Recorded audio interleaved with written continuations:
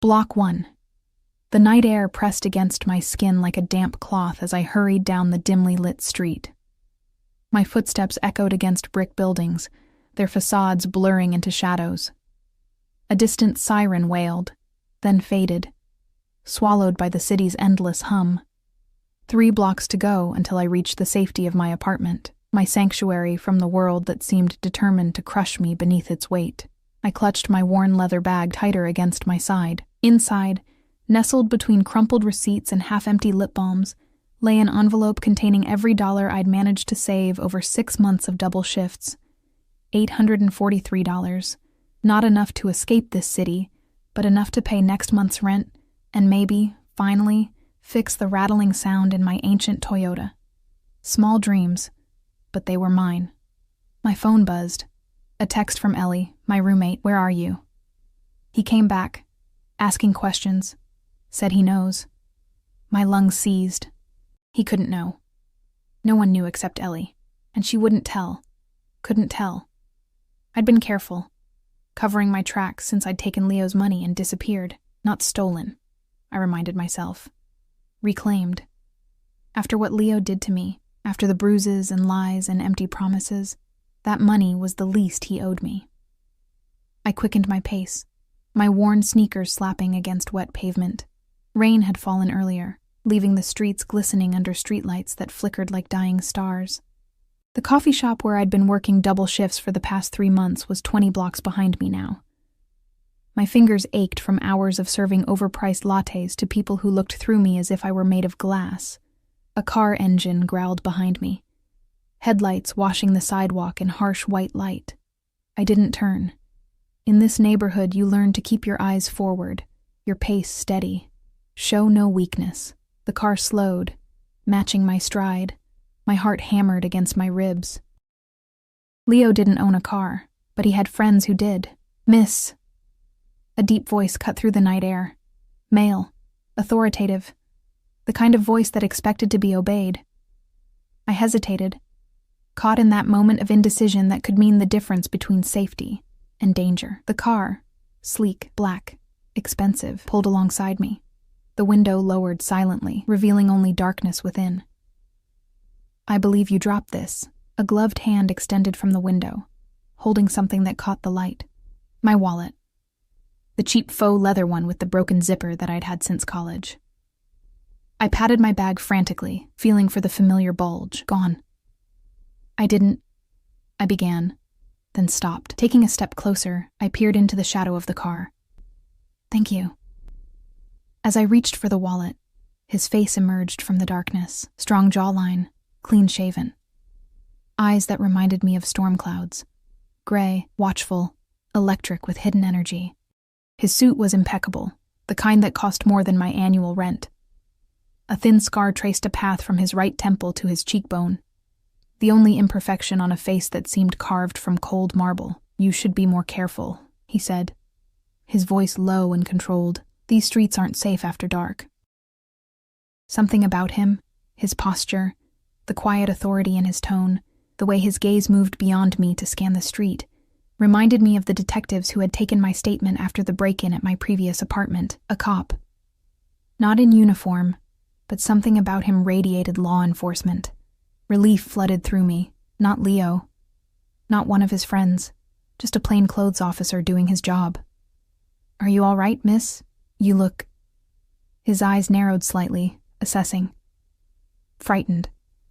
"I'm fine," I lied, taking my wallet from his outstretched hand.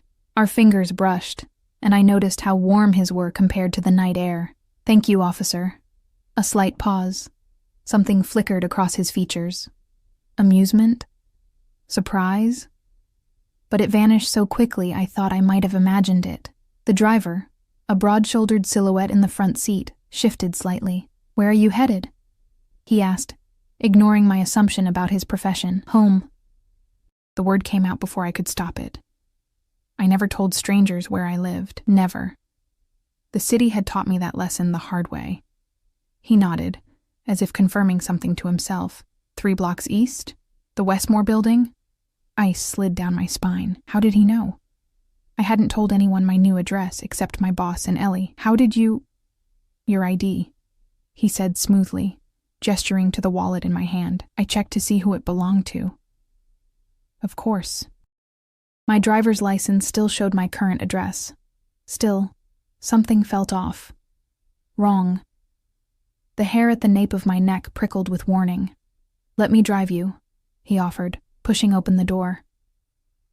The interior light revealed buttery leather seats, and the faint scent of expensive cologne mingled with something sharper. It's not safe for you to walk alone. No, thank you, I said automatically. I insist. His tone remained polite, but beneath it ran a current of steel. Not a request. A command disguised as courtesy. Consider it part of my job to ensure citizens reach their destinations safely. My hand tightened around my bag. I should run. Every instinct screamed it. But to where? My apartment was still blocks away. And if Leo was there... And this man was a cop, wasn't he? The badge peeking from his inner pocket confirmed it, glinting gold in the dim light. Safety. Protection. Just a ride home, he said, his voice gentler now. Nothing more. Fatigue weighed on me like a physical thing. My double shift had left me exhausted, and the thought of walking another 3 blocks while looking over my shoulder was suddenly unbearable. I nodded once, sharply, and slid into the back seat beside him. The door closed with a soft click that sounded strangely final. The car pulled away from the curb, gliding into traffic with silent efficiency. Up close, the man beside me radiated heat and a kind of contained energy that made the spacious back seat feel suddenly claustrophobic. His cologne wrapped around me, sandalwood, and something darker, more primal. I'm Adrian, he said after a moment, offering no last name. Maya, I replied, instantly regretting giving my real name. Another rule broken. Maya, he repeated, as if testing how my name felt on his tongue. You work at Blackbird Coffee on 22nd. Not a question, a statement of fact. How? Your uniform, he explained, gesturing to my black shirt with the small embroidered blackbird over the heart. And you smell like coffee. I shifted uncomfortably, suddenly aware of the distance between us. Or rather, the lack of it. The car turned smoothly onto my street, moving at a leisurely pace despite the emptiness of the road. The driver's eyes appeared in the rearview mirror, meeting mine for a brief moment before returning to the road. Watchful. Alert. Your roommate, Adrian said, his gaze fixed on the passing buildings. The one who texted you. She's in trouble, isn't she? My blood froze. What? How did you... Your face, he said simply. When you checked your phone earlier, and you've been clutching your bag like it contains something precious or dangerous. His eyes dropped to my white-knuckled grip on my leather bag. Which is it? I wonder. The car slowed, stopping in front of my apartment building, the Westmore, once grand, now slowly decaying behind a facade of faded elegance, my prison and my sanctuary. Thank you for the ride, I said stiffly, reaching for the door handle. It wouldn't budge. Locked. My heart rate doubled instantly. I need to go. Adrian studied me for a long moment, his expression unreadable. The man who came looking for you, Leo. He's not a friend, is he? Panic clawed at my throat. How do you know about Leo? It's my job to know things, Maya. He reached inside his jacket, and for a terrifying moment, I thought he was reaching for a gun. Instead, he produced a sleek business card. No name, just a number, embossed in silver on matte black. When you need help, and you will, call this number. Anytime, day or night. The door lock clicked open. Adrian's eyes never left mine as I scrambled for the handle. Thank you again, officer, I said, desperate to maintain the fragile illusion that he was what I'd initially believed him to be. That ghost of a smile again, barely perceptible in the shadows. I never said I was a police officer, Maya. I froze, one foot on the sidewalk, the other still in his world. But your badge... Good night, he said softly. Remember what I said. When, not if. I stumbled onto the sidewalk, clutching my bag to my chest. The car remained at the curb, engine idling, as I fumbled with the building's security code. Only when the door closed behind me did I hear the car pull away, tires whispering against wet asphalt. My apartment was on the 4th floor. The elevator, perpetually out of service, forced me to take the stairs. By the time I reached my door, my legs trembled with exhaustion and lingering fear. The hallway was silent, too silent. No television sounds from Mrs. Peterson's apartment. No arguing couple in 4C. Nothing. I slid my key into the lock, turning it as quietly as possible. The door swung open to darkness. "Ellie," I whispered, fumbling for the light switch. "Ellie, are you—" The lamp clicked on. My roommate sat rigid on our second-hand couch, her face pale, eyes wide with terror. Beside her sat a man I'd never seen before, his hand resting casually on her knee. Behind them stood another, bulky and expressionless, not Leo. These men were something else entirely. "Maya," Ellie's voice cracked. "This is Mr. Vega. He says you have something that belongs to him." The man on the couch, Mr. Vega, smiled pleasantly. "Hello, Maya. I believe you've already met my brother Adrian. He mentioned giving you a ride home." He patted Ellie's knee, a gesture that made her flinch. "Why don't you join us? We have much to discuss." The business card in my pocket suddenly felt like it was burning through the fabric. Adrian. Not a cop. Brother to this man who had invaded my home and terrified my friend. The realization washed over me like ice water. I hadn't escaped danger tonight. I'd been delivered directly into its hands. "I don't know what you're talking about," I said, the lie thick on my tongue. My gaze darted between Ellie's terrified face and the exit that now seemed impossibly far away. "I don't have anything of yours." Mr. Vega's smile never wavered. He was older than Adrian by perhaps a decade, with silver threading through his dark hair and lines etched around his eyes that spoke of both laughter and cruelty. Where Adrian had been all contained energy and cold observation, this man radiated an easy charm that somehow felt more dangerous. "Please sit," he said, gesturing to the armchair across from him. Not a request. The same commanding tone his brother had used, just wrapped in different packaging. Family shouldn't stand on ceremony. "Family?" The word escaped me before I could stop it. In a manner of speaking. He straightened his already immaculate cufflinks. Platinum, I noticed, with tiny diamonds catching the light. "You see, Maya, when you took what belonged to Leo Romano, you didn't just steal from him." His eyes hardened, though his smile remained fixed. "You stole from me." The room tilted slightly. Leo worked for this man? The Leo I'd known, my Leo, with his charming smile and quick temper, had been what exactly? A delivery boy? A soldier? The pieces clicked into place with sickening clarity. The unexplained cash, the late-night calls, the business associates, who sometimes appeared at our apartment at odd hours. "Leo deals drugs for you," I said flatly. Mr. Vega's laugh was genuine, his head tipping back with amusement. "Oh, my dear, Leo doesn't deal drugs. Leo manages distribution for pharmaceutical products across 3 states. He leaned forward, amusement fading. "And the money you took wasn't his personal poker winnings, it was mine." My mouth went dry. The envelope in my bag suddenly felt radioactive. $843, I said weakly. "That's all I have left. I can give it back." Another laugh, shorter this time. "The money you took amounted to $75,000, Maya. Leo was making a delivery when you..." Distracted him. The world collapsed to a pinpoint. 75,000? I'd found just over 15,000 hidden in Leo's gym bag. I'd taken it all, believing it was money he'd been hiding from me while I worked double shifts to pay our rent. 15,000, not 75. Which meant, "Leo stole from you too," I whispered. Something dangerous flashed in Mr. Vega's eyes. "Yes, and you're going to help me find him." "I haven't seen Leo in 6 months," I protested. "Not since I left. And yet," Mr. Vega countered smoothly, "he came looking for you just yesterday, asking questions at your former workplace, showing your picture around." He tilted his head. Why would he do that, I wonder? Because he'd finally figured out I was the one who took his money, I thought but didn't say. Because Leo's temper turned violent when he felt wronged. Because he'd promised that if I ever left him, he'd find me. "I don't know." I lied again. Mr. Vega studied me for a long moment, then sighed as if disappointed by a child's poor performance at school. Maya, let me be clear. Leo has stolen a significant amount of money from me. This makes me unhappy.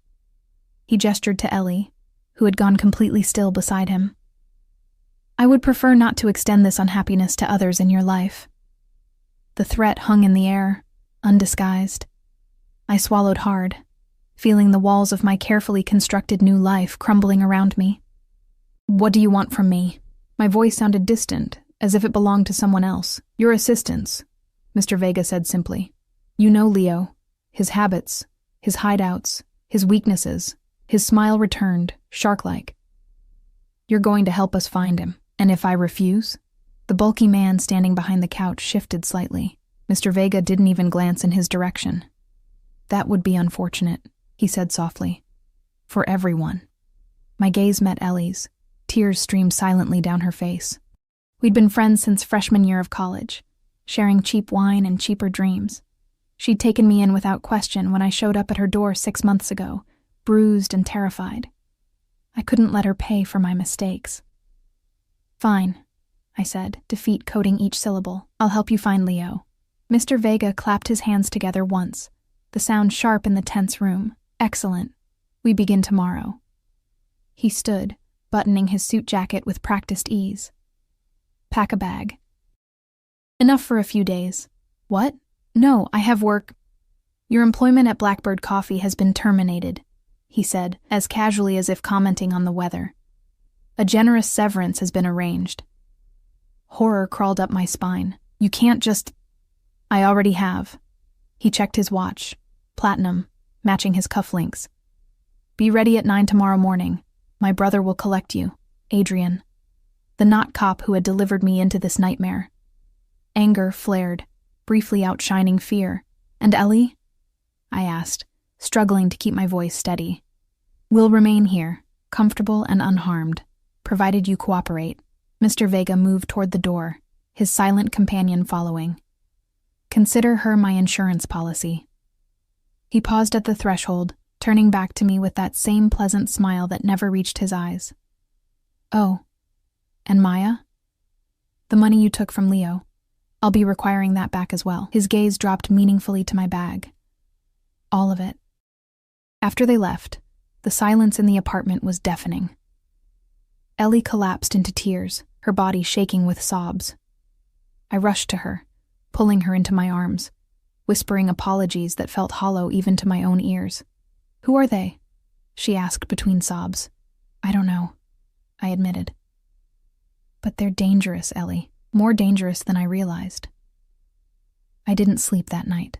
Instead, I sat by the window, watching the street below, half expecting to see that sleek black car waiting. By dawn, I had packed a small duffel bag and counted out the $843 I had saved.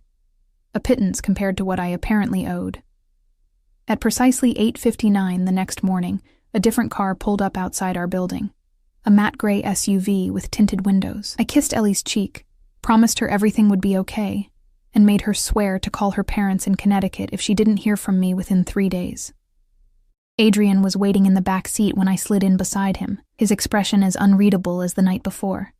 Today he wore a different suit, charcoal gray, impeccably tailored, and smelled of the same expensive cologne. You lied to me, I said without preamble. I never said I was a police officer, he replied calmly. You assumed. You let me believe it. Yes. No apology. No explanation. Just that single syllable, unapologetic and final. The car pulled away from the curb, merging into morning traffic. The driver, the same broad-shouldered man from the night before, kept his eyes on the road, though I sensed he was listening to every word. Where are we going? I asked, hating how small my voice sounded. Somewhere safe, Adrian replied. Somewhere Leo won't find you. I'm not afraid of Leo, I lied. I'm afraid of your brother. A ghost of a smile touched Adrian's lips. A reasonable fear. Most people who know Dante feel the same way. Dante Vega. Now I had a full name for the man who had threatened my best friend and upended my life in the space of an evening. It did nothing to ease the knot of dread in my stomach. How does Leo fit into all this? I asked, watching the familiar streets of my neighborhood give way to wider avenues lined with expensive boutiques. Adrian's gaze shifted to the window, watching the city pass by. Leo Romano has worked for my family for 3 years, a courier primarily, not especially bright, but reliable. Until recently. When he stole from you, when he betrayed my brother's trust, Adrian corrected, his voice hardening slightly. In our world, that distinction matters. Our world. The phrase sent a shiver down my spine. I'd heard rumors, of course, whispers about the Vega family that controlled much of the city's underground economy. But they had been abstract, distant, like ghost stories told to frighten children. Now I was sitting beside one of them, being drawn into their world whether I wanted it or not. And what happens when you find Leo? I asked, already knowing the answer but needing to hear it spoken. Adrian's eyes met mine, gray and fathomless. That depends on Leo. The car turned onto a private drive bordered by wrought iron gates that swung open as we approached. Beyond them stretched manicured grounds leading to a sprawling estate that looked more like a small hotel than a private residence. Modern glass and stone nestled against old-growth trees that provided natural privacy. "Welcome to my home," Adrian said as the car stopped in a circular driveway. "For the foreseeable future, it's yours as well." The house was even more impressive up close. A staff member, security disguised as household help, opened my door and collected my pitiful duffel bag, as if it contained crown jewels instead of 3 changes of clothes and a toothbrush. Adrian led me through a soaring entryway into a house that managed to be both intimidating and strangely welcoming. Modern art adorned walls of warm wood and cool stone. Floor-to-ceiling windows revealed glimpses of gardens and, in the distance, the glittering edge of what might have been the ocean. "You live here alone?" I asked, unable to hide my awe at the sheer scale of the place. "With staff," he replied simply. "Dante prefers the penthouse downtown, closer to his operations." A woman appeared, tall, elegant, with a no-nonsense air that reminded me of my high school principal. "Mr. Vega, everything is prepared as requested. Thank you, Mrs. Reynolds. This is Maya. She'll be staying with us for a while." Mrs. Reynolds nodded, her expression revealing nothing. "Your room is ready, miss. Would you like to refresh yourself before lunch?" Before I could answer, Adrian's phone chimed. He checked it, his expression darkening momentarily. "Show Maya to the East Wing," he instructed Mrs. Reynolds. "I have business to attend to. I'll join you for lunch at 1. With that, he was gone, leaving me in the care of this stranger in this strange, beautiful prison. My room, suite would be a more accurate term, overlooked a Japanese garden complete with a small stream and carefully arranged stones. The bed was larger than my entire bathroom at home, covered in linens that probably cost more than a month's salary. A closet bigger than my bedroom stood open, revealing women's clothing in various styles and sizes, the tags still attached. "Mr. Vega arranged for some options, not knowing your preferences," Mrs. Reynolds explained, noticing my confusion. "If anything fits, you're welcome to it." "This is..." I struggled to find words that wouldn't offend. "Unusual," Mrs. Reynolds supplied, a hint of dry humor in her voice. "Yes, well, the Vega brothers are unusual men." After she left, I sank onto the edge of the bed, overwhelmed. 24 hours ago, I had been serving lattes and worrying about making rent. Now I was essentially a prisoner in a mansion owned by a man who had deliberately deceived me, working for his brother who had threatened my best friend. And somewhere out there, Leo was looking for me. Leo, who had left bruises on my ribs and fear in my heart. Leo, who had apparently stolen from people even more dangerous than himself. I moved to the window, pressing my palm against the cool glass. Beyond the beauty of the gardens lay a high wall, barely visible through the trees. Not just a home, a fortress. The gold and crystal clock on the bedside table showed nearly 1 o'clock. Lunch with Adrian. The thought of food made my stomach clench, but the thought of defying my host seemed unwise. As I turned to prepare myself, something caught my eye, a small velvet box on the dresser, out of place among the modern decor. Curious, I opened it. Inside lay a delicate gold chain with a small pendant, a bird in flight, crafted in gold with a single diamond for an eye. Tucked beside it was a card in heavy cream stock, The handwriting was strong, masculine, precise. A blackbird for the girl from Blackbird. Wear it so I can find you if we're separated. I snapped the box closed, disturbed by the gesture's intimacy. A tracking device disguised as a gift? A thoughtful precaution? Or something more possessive? A knock at the door startled me. Mrs. Reynolds stood in the hallway, her expression neutral. Mr. Vega is waiting in the dining room. Shall I show you the way? As I followed her through the labyrinthine house, the pendant remained in its box on the dresser. Adrian Vega might have brought me into his world, but I would not wear his leash. Not willingly. Not yet. The dining room, like everything else in this house, managed to be both intimidating and inviting. Adrian stood at the head of a table that could have seated 20, but was set for just 2, the places adjacent to each other rather than opposite. He looked up as I entered, his expression shifting briefly. Surprise, perhaps, at my appearance in my own simple clothes, rather than the designer options he'd provided. Maya, he said, pulling out my chair. I trust your accommodations are satisfactory? They're lovely, I replied carefully, though I'm still not clear on why I'm here instead of helping your brother find Leo. Adrian's eyes met mine as he took his seat. Make no mistake, you are helping us find Leo, just not in the way you might expect. What exactly does that mean? I asked, watching Adrian carefully as a server appeared with the first course. Some kind of delicate soup that smelled of herbs in the ocean. It means, Adrian said, his tone measured, that your presence here serves multiple purposes. He lifted his spoon, the movement precise and elegant. Leo is looking for you. We know this. And eventually, when he fails to find you at your apartment or your former workplace, he'll become desperate. You're using me as bait, I said, the realization washing over me like cold water. Adrian's expression remained impassive. I prefer to think of it as creating an opportunity for both Leo and ourselves. The soup before me suddenly seemed unappetizing. And what about Ellie? Is she bait too? Your roommate is perfectly safe. She's being watched, of course, but no harm will come to her as long as you cooperate. He took a sip of water, studying me over the rim of his glass. And I hope you will, Maya, for everyone's sake. The threat was soft, but unmistakable. I forced myself to eat, though each spoonful tasted like nothing.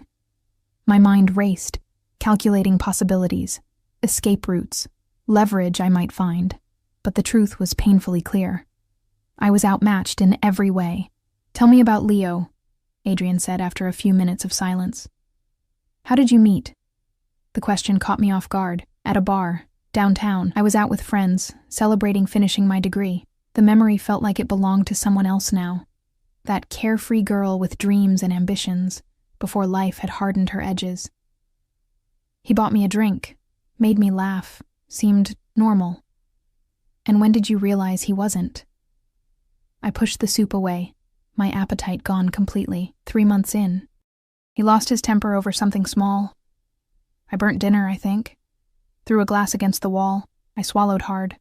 The memories rising unbidden. He apologized. Brought flowers the next day. Said it would never happen again, but it did. It wasn't a question, but I answered anyway. Yes. Each time worse than the last. Each time with more elaborate apologies afterward. Adrian's expression had shifted subtly. A tightening around the eyes, a barely perceptible tension in his jaw. And the money? When did you take it? The night I left. My voice had dropped to barely above a whisper. He'd been drinking. Pushed me into a wall so hard I thought my shoulder had broken. When he passed out, I looked up, meeting Adrian's gaze directly. I found his gym bag, saw the cash, took it and ran. Not knowing it belonged to my brother. Not knowing it belonged to anyone but Leo, I corrected. I thought it was his savings, money he'd been hiding while making me work double shifts to cover rent. Bitterness crept into my voice. I felt justified. And now? I laughed, a hollow sound. Now I wish I'd never met him, never taken a penny, never... I trailed off, realizing how futile regret was at this point. The past can't be changed, Adrian said, as if reading my thoughts. We can only move forward from where we stand. The server returned, removing our soup bowls and replacing them with the main course, perfectly seared fish on a bed of vibrant vegetables. Under different circumstances, I might have been impressed by the elegance of the meal. Now it just seemed like another reminder of how far I'd fallen into a world I didn't understand. "So, what happens now?" I asked, pushing food around my plate. "I just stay here, locked in your beautiful cage, waiting for Leo to make a move. For the moment, yes." Adrian cut into his fish with surgical precision. "Though there are worse cages. Wouldn't you agree?" I thought of the apartment I'd shared with Leo, how it had transformed from a home to a battlefield, each room holding memories of arguments, of tears, of bruises hidden under long sleeves. "Yes," I admitted quietly. "There are worse cages." Something flickered in Adrian's eyes. Approval, perhaps, or understanding. "You're not a prisoner here, Maya. Think of yourself as a protected witness." "Protected by the very people I should be afraid of," I pointed out. "The world isn't as black and white as you might believe." He took a sip of wine, watching me over the rim of his glass. "My family's business may operate outside conventional laws, but we have our own code, our own justice. And what justice awaits Leo when you find him?" Adrian set down his glass carefully. "That depends entirely on him. On whether he returns what was taken, on whether he shows proper remorse." I didn't need him to elaborate. The unspoken threat hung in the air between us. Yet strangely, I felt no sympathy for Leo. Whatever fate awaited him at the hands of the Vegas, he had earned it, not just through his theft, but through the fear and pain he had inflicted on me and likely others before me. "And what about me?" I asked, the question that had been burning in my mind since last night. "What happens to me when this is over?" For the first time, Adrian's composure faltered slightly. A shadow passed over his features. "There and gone so quickly I might have imagined it. That also remains to be seen," he said finally. "Much depends on how events unfold." Not the reassurance I had hoped for. I pushed my plate away, appetite gone completely. "May I be excused? I'm not feeling well." Adrian studied me for a long moment, then nodded once. "Mrs. Reynolds will show you around the grounds this afternoon, if you feel up to it. The fresh air might help." I rose, grateful for the dismissal, but his voice stopped me at the threshold. "Maya, the pendant in your room." His eyes met mine, unreadable as ever. "It's not what you think." I froze. "What is it then?" "Insurance. Protection." A pause. "Should you need to contact me directly, the stone contains a panic button. One press, and I'll know you need me." "And the tracking capabilities I assume it has?" The ghost of a smile touched his lips. "A necessary precaution, for your safety more than my convenience." I left without responding, finding my way back to my room through the maze-like corridors. The velvet box still sat where I'd left it, innocuous and threatening all at once. I opened it again, studying the delicate workmanship of the golden bird, beautiful and dangerous, like everything else in Adrian Vega's world. After a restless hour alone with my thoughts, I accepted Mrs. Reynolds' offer of a tour. The grounds were even more impressive by daylight. Acres of manicured gardens giving way to wild woodlands, all encircled by that high wall I'd glimpsed from my window. Security cameras were discreetly positioned throughout, their presence a reminder that beauty and surveillance went hand in hand here. "How long have you worked for Mr. Vega?" I asked as we paused by a reflecting pool where koi fish swam lazily beneath lily pads. "Nearly 15 years, Mrs. Reynolds replied, her tone neutral yet somehow warm. "Since he purchased this property." "And his business? You know what he does?" She gave me a measured look. "I know enough to understand my place in this household. The rest isn't my concern. Doesn't it bother you, working for someone who—" I stopped, unsure how to finish the sentence without potentially endangering myself. "Mr. Adrian is a fair employer," she said carefully. "Generous, respectful, the rest—" She shrugged one elegant shoulder. "The world is complicated, Miss Maya. Black and white thinking is a luxury for those who've never had to survive in the gray areas." I considered her words as we continued our walk. How many compromises had I made in my own life? Taking Leo's money, Dante's money, had seemed justified at the time. An eye for an eye. But where did the cycle of justifications end? As evening approached, Mrs. Reynolds escorted me back to my room, informing me that dinner would be served at 8. I showered in the marble bathroom larger than my entire kitchen at home, letting the hot water sluice away some of the tension that had knotted my muscles since last night.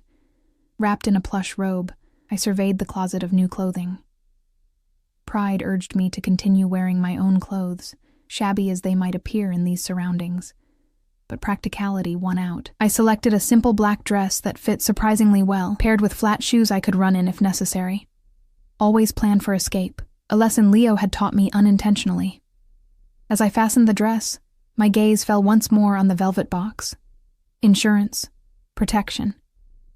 Adrian's words echoed in my mind. After a moment's hesitation, I opened it and lifted the necklace, weighing the pendant in my palm. A cage could provide protection as well as confinement, I reasoned. And in this moment, protection seemed the wiser choice. I fastened the chain around my neck, the bird resting just below my collarbone. Its tiny diamond eye caught the light, winking like a secret kept between us. At exactly 8 o'clock, a soft knock at my door announced dinner. I expected Mrs. Reynolds, but found Adrian himself waiting in the hallway, his expression unreadable as always except for a brief flicker of something, approval, satisfaction, when he noticed the pendant at my throat. "You look lovely," he said simply, offering his arm. "Shall we?" As we walked through the quiet house, I was acutely aware of his proximity, the warmth radiating from him, the subtle scent of his cologne, the controlled power in his movements. Dangerous, I reminded myself. This man is dangerous, yet something about him called to me on a level I didn't want to examine too closely. "My brother will be joining us," Adrian said as we approached the dining room. "He has news." I faltered mid-step. "Dante? Here?" Adrian's hand came to rest lightly at the small of my back, steadying me. The touch was brief, but electric. "Remember, you're under my protection in this house. Nothing will happen to you." Empty reassurance, I thought, but nodded anyway. We entered the dining room to find Dante Vega already seated at the head of the table, a glass of amber liquid in his hand. He rose as we entered, his smile as practiced and insincere as I remembered. "Maya," he greeted me, as if we were old friends meeting for a casual dinner. "How lovely to see you again. I trust my brother has been a gracious host?" The pendant felt suddenly heavy against my skin, a tangible reminder of whose world I had entered, whose game I was playing, whose rules would determine my fate. "Your brother has been," I searched for the right word, aware of the delicate balance I needed to maintain. "Accommodating." Dante's smile widened, not reaching his eyes. "Excellent. Please, sit." He gestured to the chair beside him, opposite where Adrian had seated himself. The table, set for 3 tonight, gleamed with crystal and silver under the warm light of a modern chandelier. A server appeared silently, pouring wine, deep red for the brothers, white for me without asking my preference. "A toast," Dante said, raising his glass, "to new alliances." I lifted my glass reluctantly, the word alliance sticking in my throat. This wasn't an alliance. It was coercion, plain and simple. "You mentioned news," Adrian said after we'd all taken a perfunctory sip. Dante set down his glass, his expression shifting to something more businesslike. "Indeed. It seems our friend Leo has been quite busy." His gaze slid to me, calculating. "He visited your workplace again today, Maya. Became rather insistent when told you no longer worked there." My stomach tightened. "Did he hurt anyone?" "Nothing serious. A few threats to your former manager." Dante waved a hand dismissively. "My men intervened before things escalated." "Your men were watching the coffee shop?" I asked, confused. "We've been watching all the places Leo might look for you," Adrian explained, his voice calm and matter-of-fact. "The coffee shop, your apartment building, your roommate's workplace." The realization that I had been under surveillance even before our encounter sent a chill through me. How long had they been watching? What else did they know about my life? "The important thing," Dante continued, "is that Leo is growing desperate, making mistakes. It's only a matter of time now." "Time until what?" I asked. though I feared I already knew the answer. Dante smiled thinly, until he makes his final mistake. The first course arrived. Some kind of delicate seafood arrangement that I barely tasted. My mind was racing, calculating angles, searching for leverage in a game where I held no cards. "Your roommate is well, by the way," Dante said casually, as if reading my thoughts. "My men report she went to work as usual, stopped for groceries on the way home, spoke on the phone with her mother for 27 minutes. The detailed surveillance report made my skin crawl. Is that supposed to reassure me? It should." Adrian interjected, his tone softer than his brother's. "It means she's safe, protected." "Watched," I corrected, "like an animal in a zoo." "Perspective," Dante replied, unruffled. "From where I sit, she's being guarded from a violent man who might use her to get to you." He took another sip of wine. "You should be thanking me." The audacity stole my breath momentarily. "Thank you for threatening my friend. For forcing me into this situation. For protecting you both from Leo Romano," Dante interrupted smoothly. "A man who, by your own admission, has a history of violence. A man who is currently searching the city for you with what I can only assume are less than honorable intentions." I fell silent, hating that he had a point. Leo was dangerous, and if he found me, or worse, found Ellie, the consequences could be severe. The Vegas protection, coerced as it was, offered a shield I couldn't provide alone. "What exactly do you expect from me?" I asked finally, looking between the brothers. "You know I haven't seen Leo in months. I don't know where he would hide. But you know him," Adrian said quietly. "His patterns, his weaknesses, the places he felt safe. And most importantly," Dante added, "he's looking for you, which means when the time is right, you'll be our perfect lure." The main course arrived. Perfectly cooked steak for the brothers, some kind of fish for me. I stared at my plate, appetite non-existent. "And if I refuse to be your bait?" I asked, knowing the answer, but needing to hear it spoken. "That would be unfortunate," Dante replied, cutting into his steak with surgical precision. "For your roommate, for you, for everyone involved, really." Adrian's eyes met mine across the table. Something passed between us, not quite sympathy, but understanding perhaps, an acknowledgement of the trap I found myself in. "I need some air," I said abruptly, pushing back from the table. Dante raised an eyebrow, but nodded. "Of course. Adrian, perhaps you'd accompany our guest to the terrace." It wasn't really a suggestion. Adrian rose, coming to my side and guiding me through glass doors onto a sprawling terrace overlooking illuminated gardens. The night air was cool against my flushed skin, carrying the scent of jasmine and distant sea salt. We stood in silence for several minutes, the space between us charged with unspoken tensions. Finally, Adrian spoke. "I know this isn't what you wanted," he said quietly. "None of this is." A bitter laugh escaped me. "That's quite an understatement." "My brother," Adrian began, then paused, seeming to choose his words carefully. "Dante sees the world in terms of assets and liabilities, useful tools and disposable obstacles." "And which am I?" I asked, turning to face him. The moonlight carved shadows across his face, emphasizing the strong lines of his jaw, the intensity of his eyes. "That depends on you. On whether I help you find Leo," I surmised. "On whether you understand the position you're in," he corrected. "The opportunities as well as the dangers." I shook my head in disbelief. "Opportunities? I'm essentially a prisoner being used as bait for my violent ex-boyfriend by a family of criminals. Please, enlighten me about these wonderful opportunities." Adrian moved closer, his presence overwhelming in the moonlight. "Protection, security. A life free from looking over your shoulder, wondering when Leo might appear." His voice dropped lower. "My brother may have initiated the situation, Maya, but I can ensure your safety long after Leo is dealt with." The pendant at my throat seemed suddenly heavy. "At what price?" His eyes held mine, unfathomable in the darkness. "Your loyalty, your discretion. Nothing more. Nothing more." The words hung between us, laden with unspoken possibilities. I was acutely aware of his proximity, of the subtle heat radiating from his body, of the way his gaze dropped briefly to my lips, before returning to my eyes. "And if I refuse?" I whispered.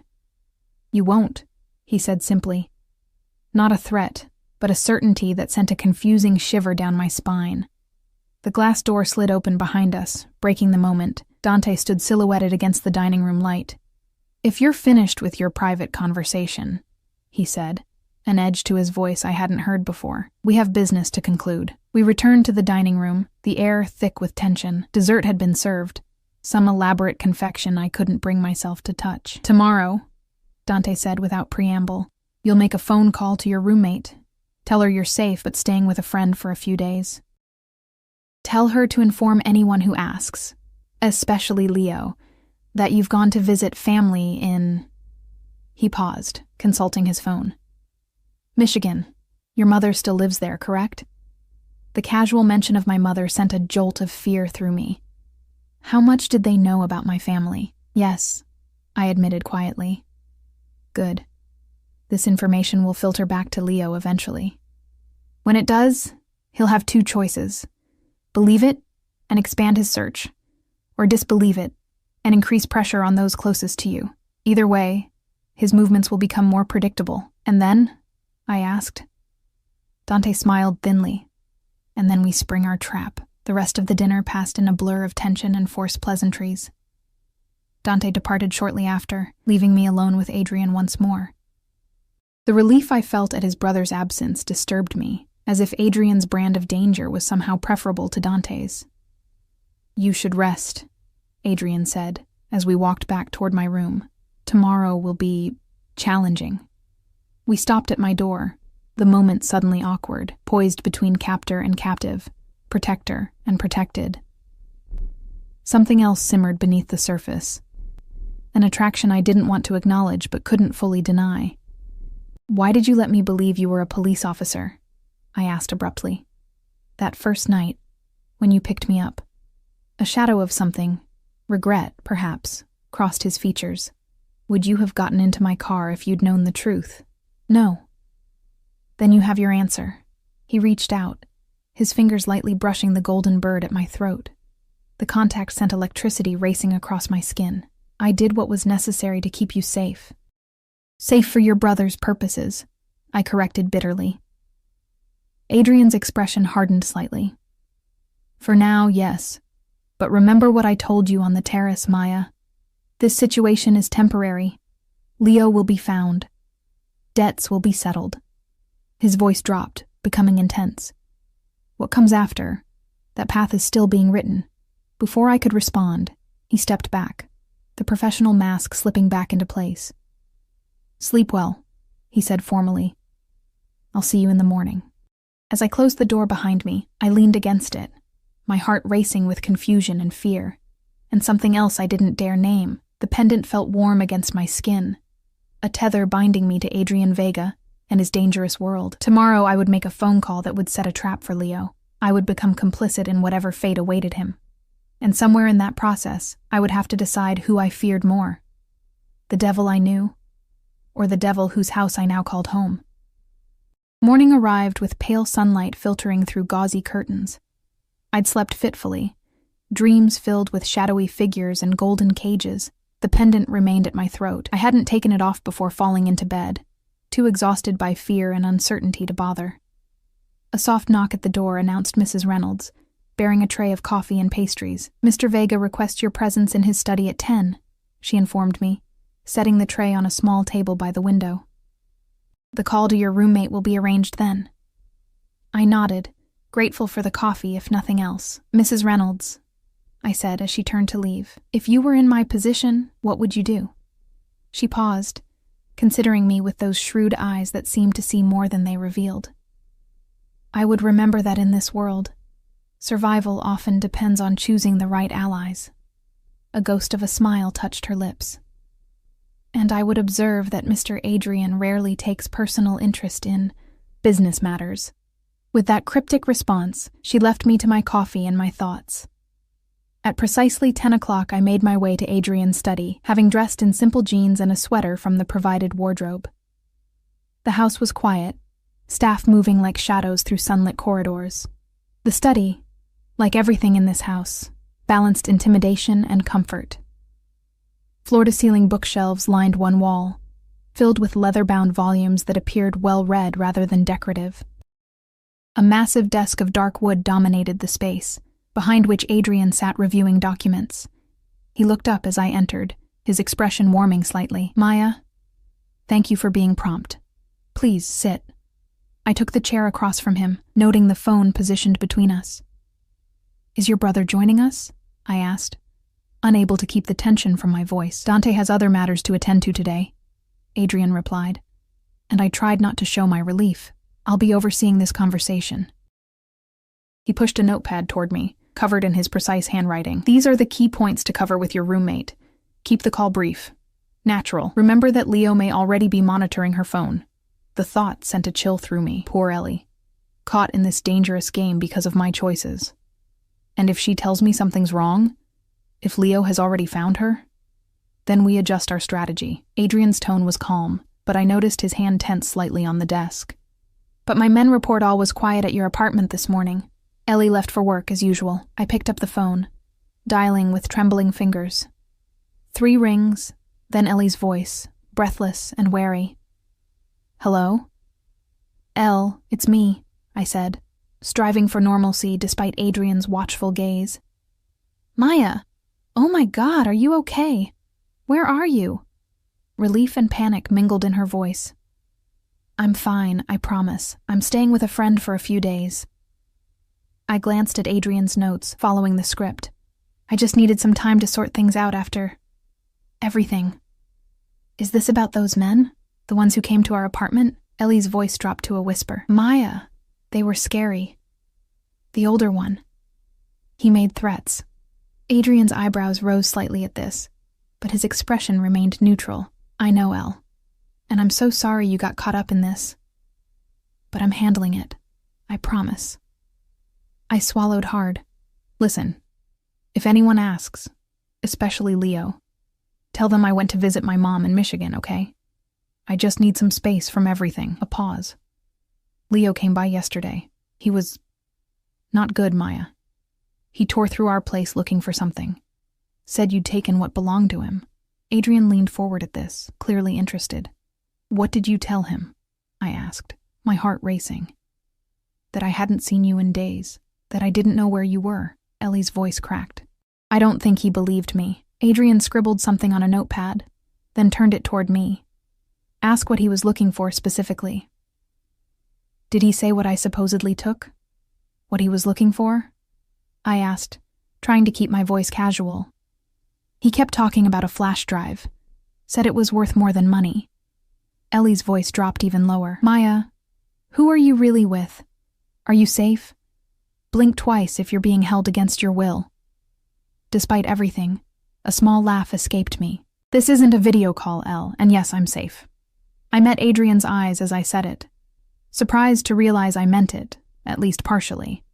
Whatever the vaguest intentions, they had protected me from Leo so far.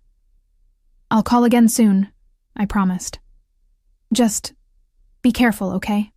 Lock the doors. Don't talk to strangers." "That's rich coming from you," Ellie retorted, a hint of her usual spark returning. "You're the one who disappeared with mysterious men in suits." "Love you too, Elle," I said softly. "Talk soon." I hung up, the silence in the study suddenly oppressive. "A flash drive," I said, before Adrian could speak. "Not money. Leo was looking for a flash drive." Adrian's expression had turned thoughtful. "Did Leo have access to a computer at your shared apartment?" I thought back. "Yes, a laptop. He was weirdly protective of it. Kept it password locked, never let me use it." "And when you left, did you take anything besides the money? Anything from his personal belongings?" I started to shake my head, then froze as a memory surfaced. His keychain. I took his car keys so he couldn't follow me that night. My hands tightened into fists. There was a thumb drive on the ring. I thought it was just... I didn't even think about it. Adrian was suddenly intensely focused. "And where is this keychain now?" "In my bag. The one I brought here." I hadn't given it a second thought. Just another piece of the life I'd fled. Within minutes, we were in my room. I dug through my duffel bag, extracting a battered leather keychain with a set of car keys, And sure enough, a small black thumb drive. Adrian took it carefully, examining it as if it might explode. "This could change everything," he said, more to himself than to me. "If this contains what I think it does." "Which is what, exactly?" I demanded. What was Leo involved in besides drug distribution? Adrian's eyes met mine, calculating. I could almost see him weighing how much to reveal. "My brother's business interests are diverse," he said finally. "One aspect involves financial services for certain clients who prefer discretion over traditional banking." "Money laundering," I translated flatly. A ghost of a smile touched his lips. Among other things, Leo had recently been entrusted with sensitive client information. Information that would be extremely valuable to competitors or law enforcement. The implications hit me. So, when Leo stole the money, we assumed it was simple greed, a courier skimming from deliveries. Adrian's expression hardened, but if he also took client data with the intention of selling it or leveraging it, that's why your brother was so intent on finding him, I finished. Not just for the money. The money is nothing compared to the damage this information could cause in the wrong hands. Adrian pocketed the drive. "I need to secure this immediately. My brother will want to know." Fear crawled up my spine. What happens now? To Leo? To me? Adrian's expression softened, almost imperceptibly. "That depends on what's on this drive. If it contains what we suspect, finding Leo becomes even more urgent." He stepped closer, his voice dropping. "As for you, Maya, you've just become considerably more valuable to my family. As a pawn in your game," I said bitterly. "As someone who unknowingly held the key we've been searching for." His hand came up, fingers lightly touching the pendant at my throat. "Someone worth protecting." The door opened without warning. Dante Vega stood in the threshold, his eyes taking in the scene before him. Adrian standing close to me, his hand at my neck, the keychain dangling from my fingers. "Interrupting something?" Dante asked, his voice deceptively light. Adrian stepped back, his professional mask sliding into place. "Maya has recovered something of interest." He held up the flash drive. "Leo's missing data." Dante's expression transformed instantly from suspicion to intense focus. "You're certain?" "It was on his keychain," I explained. "I took it the night I left him without realizing what it was." A slow smile spread across Dante's face, the first genuine one I'd seen from him. "Well, Maya, it seems you're full of surprises." He held out his hand to his brother. "I'll take that." Something flickered across Adrian's face. Reluctance? Concern? Before he handed over the drive. "We should verify its contents before proceeding." "Of course," Dante agreed smoothly, pocketing the drive. "In my office. Immediately." His gaze shifted to me, calculating. "It seems your usefulness has evolved, Maya. I'll need to reconsider our arrangement." A chill ran through me. "Our arrangement? Don't worry," Dante said with a dismissive wave. "This development works in your favor. Assuming the data is intact, of course." He turned to leave, then paused. "Adrian, join me in 5 minutes." After he left, silence filled the room. Adrian's expression had turned unreadable again, but tension radiated from him in almost palpable waves. What did he mean? "Reconsider our arrangement," I asked, trying to keep the fear from my voice. Adrian's eyes met mine. "It means that if that drive contains what we need, you're no longer merely bait for Leo. You're now directly involved in recovering stolen property." "I didn't know what it was," I protested. "Intention doesn't always matter in our world," Adrian replied. "Results do." He moved toward the door, then stopped. "Lock your door. Don't leave this room until I return." "Adrian," I called after him, surprising myself by using his first name. "Am I in danger from your brother?" He hesitated, then said quietly, "Not while I'm here." With that cryptic reassurance, he left. I sat on the edge of the bed, fingers absently tracing the golden bird at my throat. In the space of minutes, I'd gone from reluctant bait to unwitting accomplice. The flash drive I'd carried for months without a second thought might now determine whether I walked away from this nightmare or became permanently entangled in the Vegas world. Hours passed. Night fell. I remained in my room as instructed, alternating between pacing and staring out at the darkened gardens. No one came. Not Adrian, not Dante, not even Mrs. Reynolds with dinner. Just as I was considering venturing out despite Adrian's warning, a soft knock sounded at my door. I opened it cautiously to find Adrian, his expression grim, a small bag in his hand. "Pack whatever you need," he said without preamble. "We're leaving. Now."